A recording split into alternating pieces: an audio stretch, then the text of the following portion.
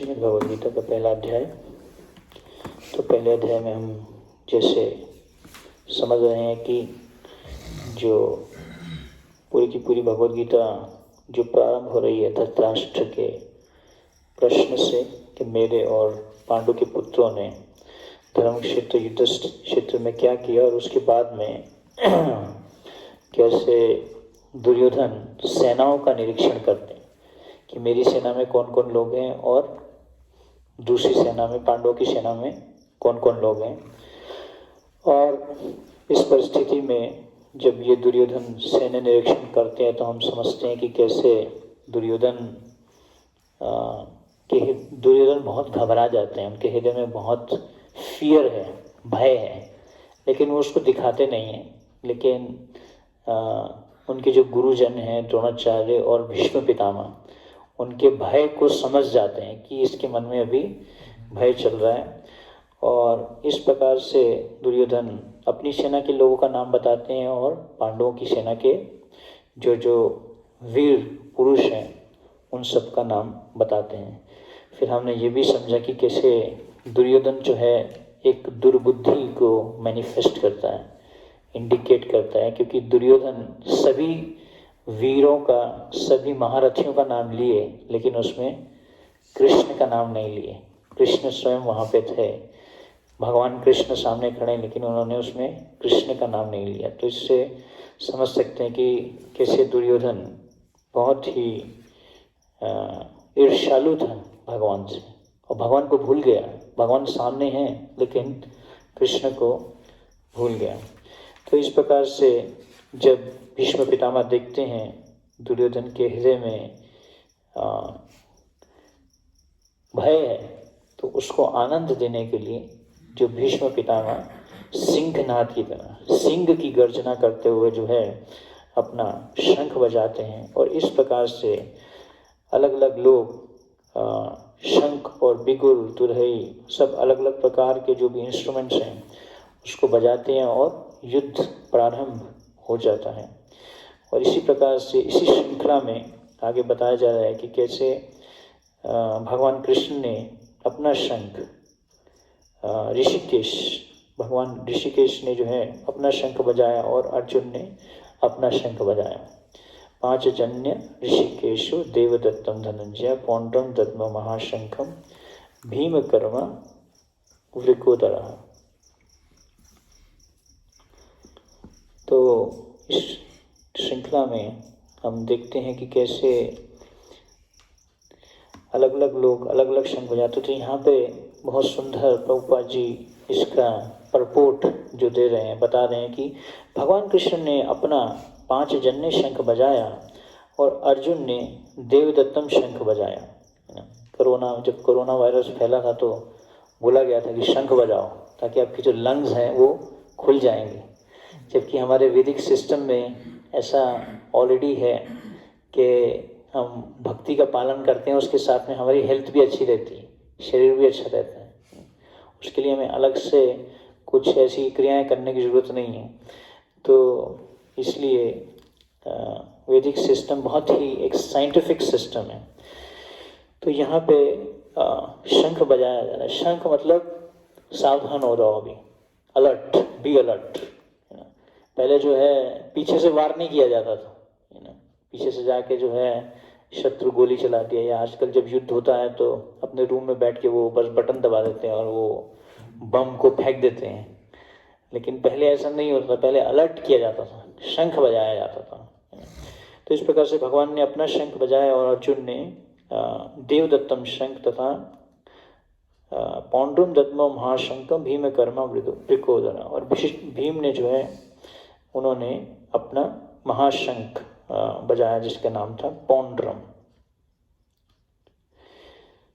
इस श्लोक में भगवान कृष्ण को ऋषिकेश कहा गया है ना।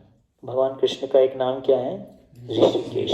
ऋषिक ईश, ऋषिक का मतलब इंद्रियां, ईश मतलब उसके कंट्रोलर या स्वामी। ईश मतलब ईश्वर। ईश्वर शब्द से जो है ईश शब्द आता है। जनरली ये एक बार एक प्रभुपाद जी के शिष्य बता रहे थे कि जो ईश्वर शब्द है ये सबसे ज़्यादा पॉपुलर है पूरे वर्ल्ड में। ईश्वर, कभी वो डायरेक्ट भगवान को, गॉड को डायरेक्ट भगवान के रूप में नहीं बोलते, ईश्वर के रूप में बोलते कि वो कंट्रोलर है। मतलब ईश्वरः परमा कृष्ण सच्चिदानंद विग्रह, वहाँ पे भी ब्रह्मा जी बोलते हैं ईश्वर मतलब controller. Krishna is the supreme controller. हर एक चीज के जो नियंता हैं, जो कंट्रोलर हैं, वो कौन है? भगवान कृष्ण है ना। हर एक चीज का नियंत्रण भगवान कृष्ण कर रहे हैं। तो इसलिए यहाँ पे भगवान कृष्ण को क्या बोला गया है? ऋषिकेश। ऋषिक मतलब इंद्रियां, ईश मतलब उसके स्वामी, क्योंकि वे ही समस्त इंद्रियों के स्वामी हैं। सारे जीव उनके भिन्न अंश हैं, अतः जीवों की इंद्रियां भी उनकी इंद्रियों के अंश हैं। तो जितने भी जीव हैं वो क्या हैं? भगवान के ही अंश हैं। और जितने भी जीवों की इंद्रियां हैं, हमारी इंद्रियां मतलब हमारी ज्ञान इंद्रियां और कर्म इंद्रियां, आँख, कान, नाक, जीवा, त्वचा, ये हमारी जो है ज्ञान इंद्रियां। इसके द्वारा हम ज्ञान प्राप्त करते हैं। आँखों के द्वारा हम देख के कुछ ज्ञान लेते हैं, कानों के द्वारा हम सुन के ज्ञान लेते हैं, नाक के द्वारा सूंघ के ज्ञान लेते हैं, है ना। जब प्रसाद बन जाता तो खुशबू आ जाती है, हाँ आज कुछ स्पेशल बना है, स्पेशल आइटम बना है, आज फीस्ट बना है, तो पता चल जाता है, दूर से कुछ ज्ञान मिलता है ना। जीवा के द्वारा उसको टेस्ट करके हम उससे ज्ञान प्राप्त करते हैं कि मीठा है, खट्टा है, गर्म है, ठंडा है, उससे भी हमें कुछ ज्ञान मिलता है ना। तो आँख, कान, नाक, जीवा, त्वचा, त्वचा तो टच, छू के हमें ज्ञान मिलता है। ये सॉफ्ट है, ये हार्ड है, रफ है। तो जितनी भी हमारी इंद्रियां हैं उसके जो स्वामी हैं कौन है? भगवान हैं। और जितने भी जीव हैं वो भी सभी भगवान के अंश हैं, part and parcels of Krishna, जितने भी जीव हैं। और उनकी इंद्रियां भी जो हैं वो किसकी हैं? भगवान के ही अंश हैं, है ना। चूंकि निर्विशेषवादी जीवों की इंद्रियों का कारण बताने में असमर्थ हैं, इसलिए वे जीवों को इंद्रिय रहित या निर्विशेष कहने के लिए उत्सुक रहते हैं। भगवान समस्त जीवों के हृदय में स्थित होकर उनकी इंद्रियों का निर्देशन करते हैं, किंतु वे इस तरह निर्देशन करते हैं कि जीव उनकी शरण ग्रहण कर ले, और विशुद्ध भक्त की इंद्रियों का तो वे प्रत्यक्ष निर्देशन करते हैं, है ना। तो यहाँ पे बताया जा रहा है कि कैसे शुद्ध भक्त की इंद्रियों का भगवान डायरेक्ट निर्देशन करते हैं, उसकी इंद्रियों को डायरेक्शन देते हैं, उसको गाइडेंस देते हैं। किसके रूप में? परमात्मा के रूप में, है ना। और जो जितने भी जीव हैं उनकी भी इंद्रियों का वो निर्देशन करते हैं। जीवों के हृदय में भगवान हृदय में स्थित हैं, किंतु वे इस तरह निर्देशन करते हैं कि जीव उनकी शरण ग्रहण कर लें। यहाँ कुरुक्षेत्र की युद्ध भूमि में भगवान कृष्ण अर्जुन की दिव्य इंद्रियों का निर्देशन करते हैं, इसलिए उनको ऋषिकेश कहा गया है। यहाँ पे ऋषिकेश शब्द क्यों यूज हो रहा है? प्रभुपाद जी बता रहे हैं कि यहाँ पे भगवान कृष्ण युद्ध भूमि में भगवान कृष्ण जो है अर्जुन की दिव्य इंद्रियों का निर्देशन कर रहे हैं। भगवान कृष्ण ही जो है अर्जुन को की इंद्रियों को डायरेक्शन दे रहे हैं, है ना। यहाँ पे जो ऋषिकेश शब्द का बताया गया, कृष्ण जो भक्तों की इंद्रियों का निर्देशन करते हैं, भक्तों की इंद्रियों का निर्देशन करते हैं। वो आज क्लियर बोल रहे हैं यहाँ पे, भौतिकवादियों की नहीं, जो भक्त नहीं है। जब वो भक्त भगवान का आश्रय लेता है तो उसकी इंद्रियों का निर्देशन करते हैं। नहीं तो इंद्रियां बताया गया ना 5 घोड़ों के समान, एक घोड़ा इधर जा रहा है, एक घोड़ा इधर जा रहा है, एक घोड़ा इधर जा रहा है, एक घोड़ा इधर जा रहा है, एक घोड़ा इधर जा रहा है ना। कोई इंद्री जो है आँख आपको बोलेगी चलो आज जो है यहाँ पे घूमने जाते हैं, है ना। अगर आप किसी शहर में हैं, दिल्ली शहर में, चलो आज जो है मूवी देखने जाते हैं। यहाँ पे तो भक्त लोग दर्शन करने जाते हैं, आँखों को भगवान की सेवा में लगाते हैं, है ना।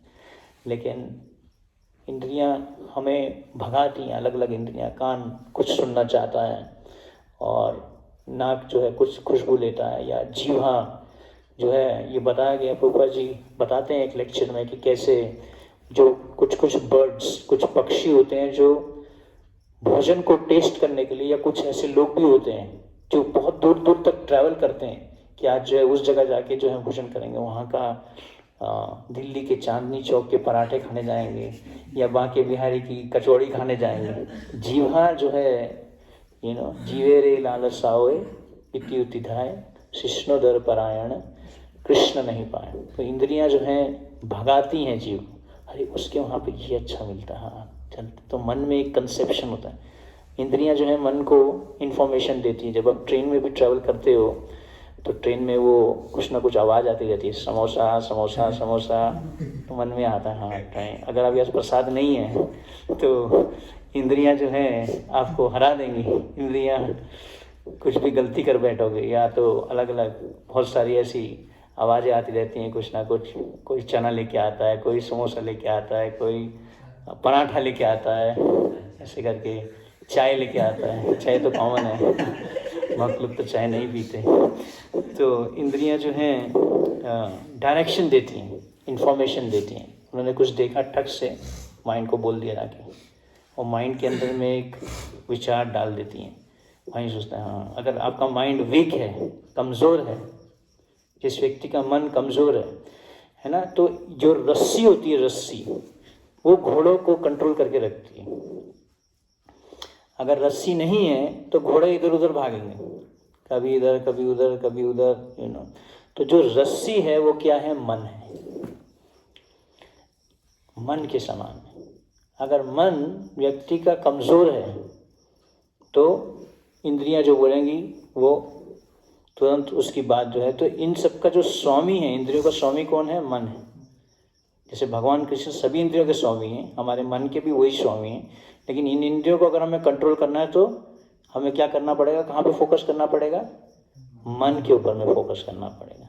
इसलिए हम विषय छाड़िया कौवे शुद्ध हो गए, मन को शुद्ध कर, क्योंकि जितने भी विषय विकार हैं वो कहाँ हैं? हमारे मन के अंदर में। तो जिस व्यक्ति का मन शुद्ध हो गया तो फिर इंद्रियां कुछ बोलेंगी भी तो मन उसको बताएगा कि नहीं ये अच्छा नहीं है हमारे लिए, ये ठीक नहीं, ये सही है, ये गलत है ना। तो इसी प्रकार से जो है यहाँ पे हम समझते हैं कि कैसे भगवान कृष्ण हमारी इंद्रियों को नियंत्रित तभी करते हैं जब हम भगवान का आश्रय लेते हैं। अगर हम भगवान का आश्रय नहीं लेते तो भगवान हमारी इंद्रियों को नियंत्रित नहीं करते, है ना। देवी ही ऐसा गुणमयी मम माया दुरतया, है ना। ये जो इंद्रियां जो हैं वो क्या हैं? एक प्रकार से हमारे को डिफीट कर देती हैं, हरा देती हैं। मम माया दुरतया, इनको नियंत्रित करना आसान नहीं है। अपनी शक्ति से अगर हम सोचें कि हम जो है इंद्रियों को कंट्रोल करेंगे, है ना। जैसे विश्वामित्र मुनि जो हैं, कई सालों तक उन्होंने तपस्याएं की, कितने सालों तक उन्हें तपस्या कर करके और थोड़ा सा उन्होंने जो है मेनका उसके बस पाजेब की आवाज़ सुनी और उनका जो पतन हो गया। या शोभारी मुनि, कई सालों तक उन्होंने पानी के अंदर में, यहीं पे शोभारी मुनि का आश्रम भी है, आप अगर जाएंगे रामताल पे, उसी पे ही शोभारी मुनि का तपस्या का स्थली भी है। वहाँ पे वो तपस्या करते थे। लेकिन तपस्या करने से हमारा मन शुद्ध नहीं होता। हमारा मन एक ही तरीके से शुद्ध हो सकता है, मामेव ये प्रपद्यन्ते मायाम एतम तरन्ति ते, जब हम भगवान कृष्ण का आश्रय लेते हैं तो ही हम इंद्रियों को नियंत्रित कर सकते हैं, तो ही हम अपने मन को शुद्ध कर सकते हैं। अपने एफर्ट से हम नहीं कर सकते।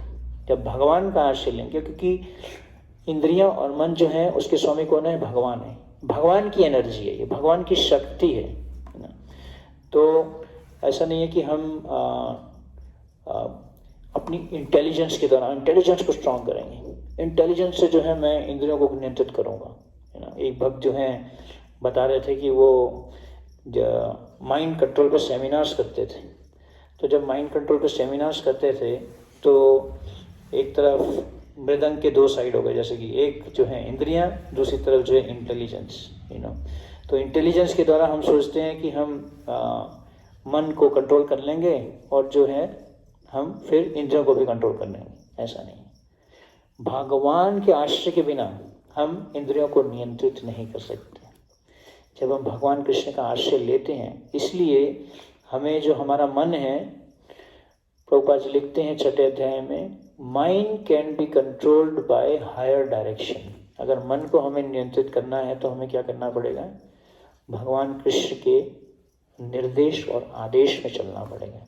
जब हम भगवान कृष्ण के निर्देशन में चलते हैं, भगवान कृष्ण के आदेश के द्वारा हम अपना जीवन जीने का प्रयास करते हैं, तो ही हम मन को नियंत्रित कर सकते हैं, नहीं तो हम मन को नियंत्रित नहीं कर सकते। तो इंद्रियों को कंट्रोल करना, तो मन को कंट्रोल करना पड़ेगा, क्योंकि मन क्या है, वो रस्सी के समान है, और मन को कंट्रोल करना है तो कैसे करना पड़ेगा? भगवान कृष्ण का आश्रय लेना पड़ेगा। इसी बोलते हैं मन इति त्रायते मंत्र।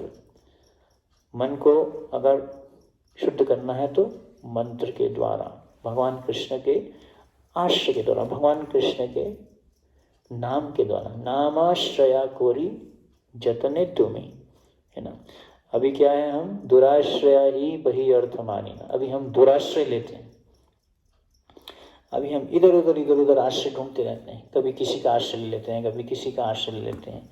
जब हमारे जीवन में कोई प्रॉब्लम भी आता है तो हम किसी भौतिकवादी व्यक्ति का भी आश्रय लेते हैं। भगवान का आश्रय, भगवान के आश्रय को भूल जाते हैं।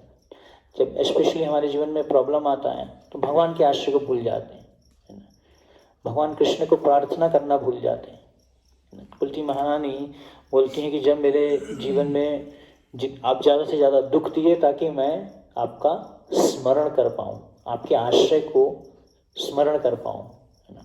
तो इसलिए यह एक ही तरीका है जिसके द्वारा जो है हम अपनी इंद्रियों को नियंत्रित कर सकते हैं। इंद्रियों को अपनी शक्ति के द्वारा, अपने प्रयास के द्वारा नहीं, सिर्फ भगवान के आश्रय के द्वारा, क्योंकि हम बिल्कुल इनसिग्निफिकेंट हैं, बहुत ही तुच्छ हैं। हमारे पास में अपनी शक्ति नहीं है कि हम ऐसे प्लानिंग करेंगे, ऐसे प्रयास करेंगे और हम अपनी इंद्रियों को नियंत्रित करेंगे। तो इंद्रियों को इंद्रियों के स्वामी की सेवा में लगाने से ही इंद्रियों को नियंत्रित किया जा सकता है। ऋषिकेन ऋषिकेश सेवनम भक्तिर उच्यते, भगवान कृष्ण के निर्देशन में लगाने से, है ना। तो इसलिए बताया जाता है कि जब हम किसी चीज़ को देखते हैं तो देखने के द्वारा जो है सबसे ज़्यादा हमें असत्संग प्राप्त होता है ना। तो इसलिए हमें ध्यान से अपनी आँखों को, अपने कानों को, ये जितने भी हमें इंस्ट्रूमेंट्स दिए गए हैं, नहीं तो ये इसका परफेक्ट यूज़ नहीं है, इसको हम मिसयूज़ कर रहे हैं। The use of the perfect use of anything is to engage it in Krishna service. किसी भी चीज़ का परफेक्ट यूज़ क्या है? जब हम उसको भगवान कृष्ण की सेवा में लगाते हैं, चाहे वो कुछ भी है। जैसे कि हम कल भी चर्चा कर रहे थे, तो कुछ भी हमारे पास में है उसको हमें क्या करना है? कृष्ण की सेवा में लगाना है। जैसे भगवान हमें रोज इतना टाइम देते हैं, है ना, समय भगवान ने हमें दिया। समय का बेस्ट यूज़ क्या है? जब हम उसको कृष्ण की सेवा में लगाते हैं, that is the best use of time. तो उसी प्रकार से हम जो कुछ भी करते हैं, तो इसलिए अगर हम अपनी इंद्रियों को नियंत्रित करना चाहते हैं तो हमें क्या करना पड़ेगा? इंद्रियों को भगवान कृष्ण के आश्रय में लगाना पड़ेगा, भगवान कृष्ण का आश्रय लेना पड़ेगा। तो जितना ज़्यादा हम भगवान का आश्रय लेंगे, और भगवान का आश्रय लेना है तो हमें प्रभुपाद जी के दिए गए निर्देश और आदेशों का आश्रय लेना पड़ेगा, है ना। इसलिए बोला गया सुपीरियर डायरेक्शन। और वो सुपीरियर डायरेक्शन क्या है? प्रभुपाद जी के जो दिए गए नियम हैं, आदेश हैं, उनका जब तक हम सही तरीके से पालन करते रहेंगे तब तक हमारी जो इंद्रियां हैं और हमारा जो मन है वो कैसा रहेगा? व्यवसाय आत्मिका बुद्धि। तो मन जो है चंचल हो जाएगा, इधर उधर भागा, ये कर लो, वो कर लो, यहाँ चले जाओ, वहाँ चले जाओ, है ना। तो प्रभुपाद जी कहीं पे भी गए, उन्होंने हर समय अपने जो गुरु थे उनके दिए गए आदेशों को पालन किया, है ना। प्रभुपाद बोलते हैं, there was never a time I was not with my spiritual master. ऐसा कभी भी टाइम नहीं था जब मैं अपने कृष्ण के साथ में और गुरुजनों के साथ में नहीं था, क्योंकि मैं हर समय उनके आदेश का पालन कर रहा था। तो जब तक हम गुरुजनों के दिए गए आदेशों का पालन करते हैं तब तक हमारा मन और हमारी इंद्रियां जो हैं वो क्या रहती हैं? नियंत्रित रहती हैं। आगे श्लोक में बताया गया है धनंजय। धनंजय मतलब, क्योंकि जब इनके बड़े भाई को विभिन्न यज्ञ संपन्न करने के लिए धन की आवश्यकता हुई तो उससे प्राप्त करने में इन्होंने सहायता की थी। इसलिए अर्जुन को क्या बोला गया? धनंजय। क्योंकि जब यज्ञ करना था, राजसूय यज्ञ ना, उसके लिए युधिष्ठिर महाराज को धन चाहिए था, तो अर्जुन जो है धन लेके आए थे, इसलिए उनका नाम क्या था? धनंजय। अभी ये जो लीला है ये अभी आगे होगी, ये भी हुई नहीं है, तो महाभारत का युद्ध अभी चालू भी नहीं हुआ। अभी से ही अर्जुन को ये बात, और संजय को ये बात दिखाई दे रही है। ऐसा हुआ नहीं है अभी। अर्जुन का नाम अभी से ही उन्होंने धनंजय बोल दिया यहाँ पे। धनंजय शब्द ऐसा होगा आगे, फ्यूचर में ऐसा होगा, युधिष्ठिर महाराज को यज्ञ करना होगा, तब उनको धन चाहिए होगा, इसलिए अर्जुन को जो है धनंजय के नाम से भी जाना जाएगा। लेकिन ये इंसिडेंट अभी तक हुआ नहीं है, ये होगा। तो लेकिन ये किसको पता चल गया? संजय को। और ये भगवद गीता के पहले अध्याय के पहले श्लोक में अगर आप देखेंगे, वहाँ पे पोपा जी लिखते हैं, Sanjay was the disciple of Vyasadeva. Sanjay को जो है ज्ञान चक्षु किसने दिए थे? व्यासदेव जी ने दिए, क्योंकि उन्होंने व्यासदेव जी की शरण ग्रहण की, व्यासदेव जी का आश्रय ग्रहण किया, तो उन्होंने उनको चक्षुदान दिए ताकि वो पूरे के पूरे युद्ध को देख पाए, कुरुक्षेत्र के युद्ध में क्या चलता है। तो इसको कहते हैं रिवील्ड स्क्रिप्चर्स। जो शास्त्र हैं, शास्त्रों का ज्ञान हमें किताबों से नहीं मिलता। शास्त्रों का ज्ञान, दिव्य ज्ञान हृदय प्रकाशिता।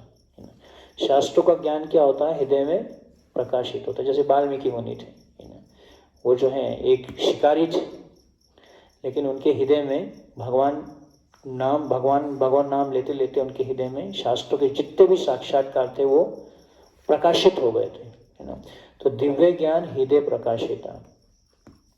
तो उसी प्रकार से संजय को भी प्रकाशित हो गया कि कैसे अर्जुन को जो है संजय, जो महान भक्त होते हैं उनको वो फ्यूचर भी देख सकते हैं, फ्यूचर में क्या होगा, what will happen in the future, वो सब भी महान भक्त देख सकते हैं। तो उसी प्रकार से संजय यहाँ पे बता रहे हैं कि अर्जुन को धनंजय के नाम से जाना जाएगा।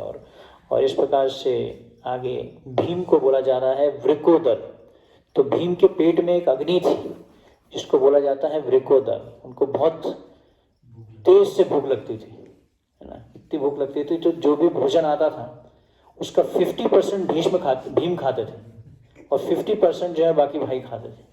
लेकिन उतना खाने के बाद में भी उनको भूख लगती थी। लेकिन यहाँ पे क्या बोला जा रहा है? वृकोदरा और भीमकर्मा। और जितना खाते थे लेकिन वो फिर भीमकर्मा भी करते थे, वो काम भी बहुत करते थे। भीमकर्मा बोला जा रहा है। ऐसा नहीं है कि ज़्यादा खाया और उसके बाद में जाके सो गए, ऐसा नहीं है।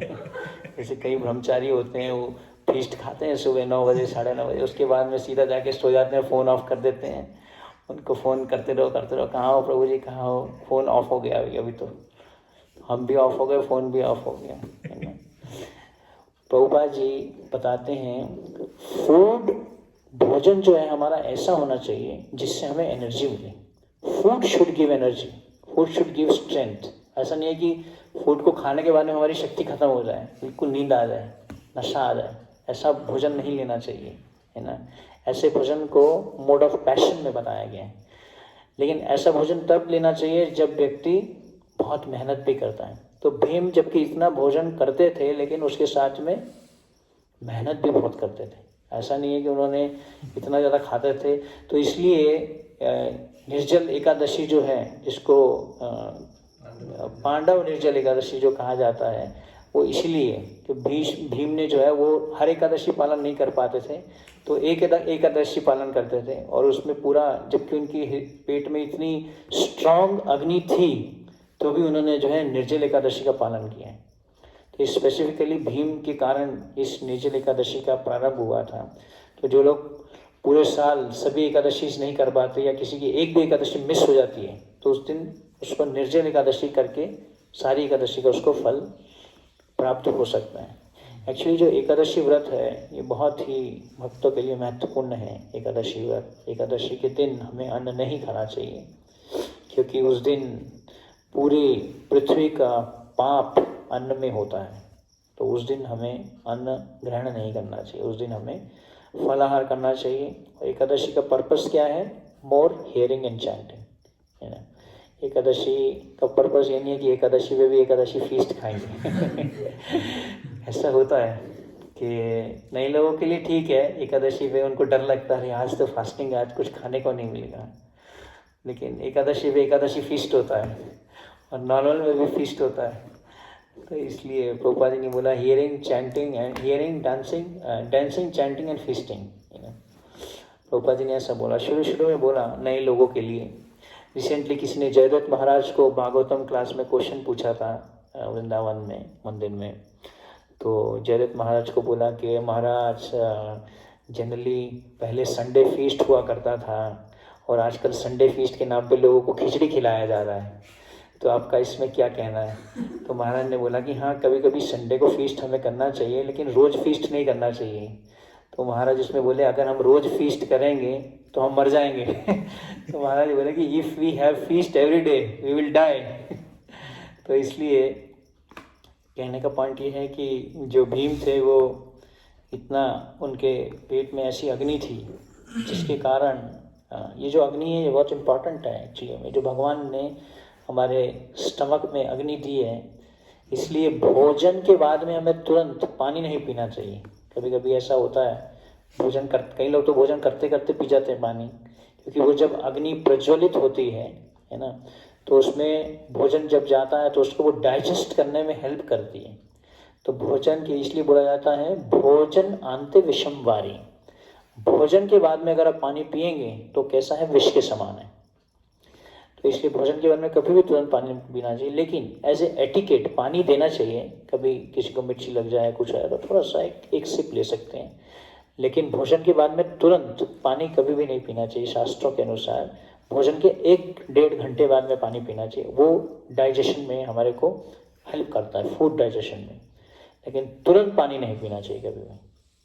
कई लोग तो भोजन के साथ में ही कोका कोला, कोक और जूस क्या क्या पीते हैं, तो उससे फूड को है ट्रेन में स्पेशली जो है बहुत लोग जो हैं वो भोजन के साथ में कुछ ना कुछ साथ में खाते रहेंगे और उसको डाइजेस्ट करने नीचे निकलने के लिए उसको जो है कोक पीते हैं, कोका कोला पीते हैं और ये सब तो जो कि बहुत ही डेंजरस है। तो प्रभुपाद जी ने हमें ऐसा सिस्टम दिया, हम कितनी सारी ऐसी चीज़ों से बचे हैं। नहीं तो कैसे हमारे शरीर में क्या क्या गंदगी अंदर जाती है और पूरे शरीर उससे हमारा खराब हो सकता है। तो इसलिए यहाँ पे हम समझ रहे हैं कि कैसे जो भीम थे, जबकि उनको बोला जा रहा है भीम कर्मा विकोदरा, इतना वो फिर भीम कर्मा भी करते थे अगर वो ज़्यादा भोजन लेते थे। तो फूड और वर्क ऐसा होना चाहिए जो हमारे वर्क के साथ में सूट करे। कई लोग पहले जो ब्राह्मण होते थे वो सुबह में कुछ नहीं खाते थे, वो क्योंकि शास्त्र पढ़ते थे, शास्त्र लिखते थे, तो दिन में भोजन लेते थे 12-1 बजे जब बहुत तेज सनलाइट होता था, ताकि वो डाइजेस्ट भी हो जाए। लेकिन अगर हमारा ऐसा सेवा है जिसमें हमें बैठ के ही काम करना है, तो आजकल तो पूरा का पूरा सिस्टम ही ख़राब है। लोग ऑफिसेज में कंप्यूटर के आगे बैठ के जॉब करते हैं और देन हैवी फूड लेते हैं, उसके बाद में नशा आता है, या चाय पीते रहते हैं, बीच बीच में चाय पीते हैं ताकि उनको नींद ना आए काम करते हुए। तो आजकल ये पूरा का पूरा कल्चर ही गलत है। इसलिए हमारा जो डाइट है और जो हमारा वर्क है उसके साथ में वो सूट होना चाहिए, नहीं तो नींद आ जाएगी या नशा आ जाएगा, टाइम वेस्ट हो जाएगा फिर उसमें, है ना। हरे कृष्णा। श्रीमद् भगवद गीता की जय। किसी का कोई प्रश्न है? सिंपल चर्चा है आज की। शील प्रभुपाद की जय। निताय गौर प्रेमान।